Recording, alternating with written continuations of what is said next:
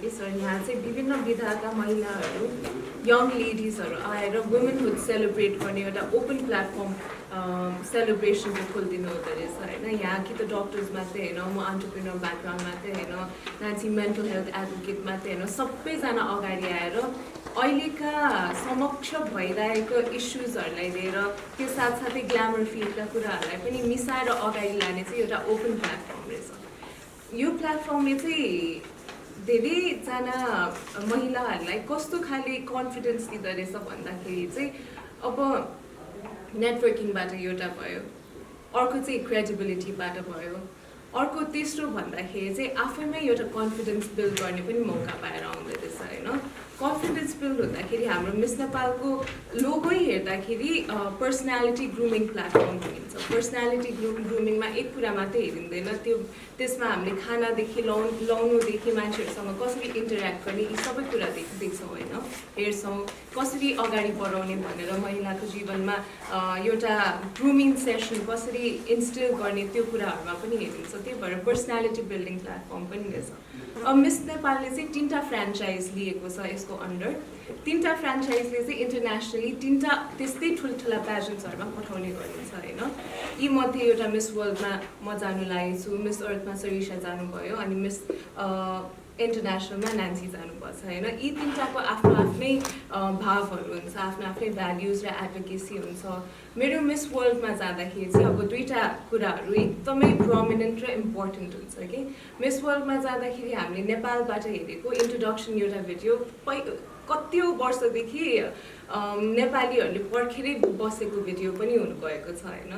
यो भिडियोमा चाहिँ हजुरले कैलालीको कुरा गरिहाल्नु भयो, हामीले यो पश्चिमको कुराहरू खासै देखाउनु नपाएको भएर चाहिँ यसपालि मैले सुर्खेतमा पनि आएर खिचेछु। हाम्रो गोठीकाण्ड र भुइँचोलामा पनि साह्रै राम्रो राम्रो सिन्सहरू पाएँ है। यी कुराहरू पनि हाम्रो इन्ट्रोडक्सनमा एड हुन्छ। इन्ट्रोडक्सनमा चाहिँ मलाई प्रियङ्का भनेर होइन, नेपाल भनेर चिनाउँदैछ, हामीले फुड, आर्किटेक्चर, कल्चर देखाउँदै अगाडि बढिरहेको छौँ भन्दाखेरि सरले म एन्ट्रेन्स गर्दाखेरि पनि उहाँले मेरो ब्युटी विथ अ पर्पस कुरा गर्दै हुनुहुन्थ्यो होइन।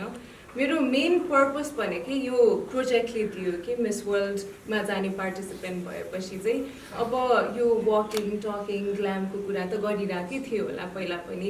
It's an easy approach to a girl of my age. तर प्रोजेक्टहरू त यत्तिकै म गर्छु भनेर आफ्नो एउटा कुरा हो, तर सक्सेसफुली अगाडि बढाएर लानु यो प्लेटफर्मले चाहिँ सजिलो एउटा बाटो खुलाइदिँदो रहेछ कि। सरले पनि भन्नुभयो अब मैले बत्तीको प्रोजेक्ट गर्नु आँटेँ होइन।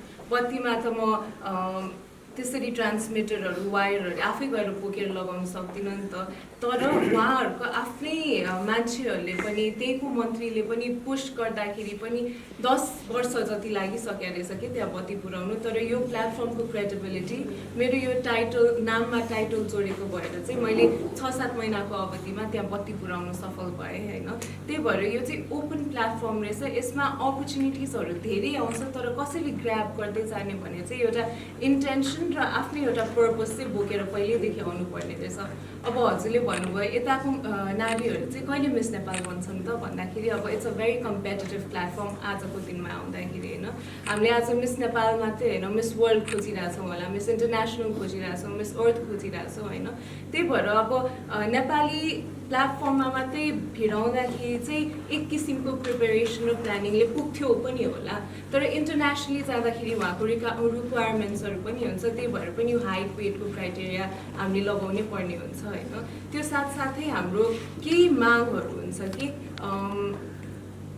कन्फिडेन्ट हुनु पर्यो, के को बारेमा बोलिरहेको छु, किन बोलिरहेको छु भनेर पहिल्यैदेखि अलिकति शिक्षा र एउटा विकसित इन्भाइरोमेन्टबाट बाँधिँदै आयो भने चाहिँ उहाँहरूलाई पनि सजिलो हुन्छ। त्यही भएर हामीले उहाँलाई सपोर्ट ट्रेनिङ र उहाँहरूको आफ्नै मानसिकताबाट पनि एउटा कन्फिडेन्स जाग्दै उब्जाउ हुँदै आयो भने यहाँबाट पनि मिस नेपालहरूले शोषण होइन, तर मिस नेपालको प्लेटफर्मले कतिवटा अपर्च्युनिटिजको ढोकाहरू खोलिदिँदो रहेछ। यङ वुमेन लाइक मी हामीहरूलाई यति धेरै ढोका खोलिँदो रहेछ भनेर सबैले छर्लङ्गै देख्नु पनि जानुभयो। अनि इस्टाब्लिस पनि हुँदै जाँदाखेरि हाम्रो प्लेटफर्म र हाम्रो अर्गनाइजेसनको पनि क्रेडिबिलिटी एउटा बढ्दै गयो होइन।